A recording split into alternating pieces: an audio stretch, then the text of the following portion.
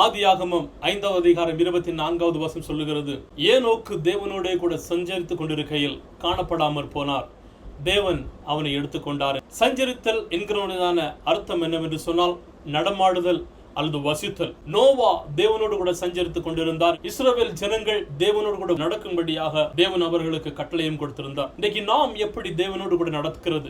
எபிரேயர் 11வது அதிகாரம் 5வது வசனம் சொல்லுகிறது, ஏனோக்கு தேவனை விசுவாசித்தவராக இருந்தார், ஏனோக்கு தேவனுக்கு பிரியமானவராக இருந்தார். யூதா 14வது வசனமும் 15வது வசனம் சொல்லுகிறது, ஈனோக்கு தேவனுடைய வார்த்தையை பேசினார் என்று சொல்லி, நீங்களும் நானும் இந்த தேவனை விசுவாசிக்க வேண்டும். நம்முடைய வாழ்க்கையிலே, நடக்கையிலே, பேச்சிலே தேவனை பிரியப்படுத்த வேண்டும். தேவனுடைய வார்த்தைகளை நாம் பிரசித்தம் பண்ண வேண்டும். இந்த மே மாதம் 2024 வருடம் எல்லா சூழ்நிலைகளிலும் நாம் தேவனோடு கூட நடக்கிறவர்களாக இருப்போம். தேவனையே பிரியப்படுத்துகிறவர்களாக இருப்போம். கர்த்தர் தாமே இந்த மாதத்தை ஒரு ஆசீர்வாதமான ஒரு மாதமாக மாற்றுவாராக. ஆமென்.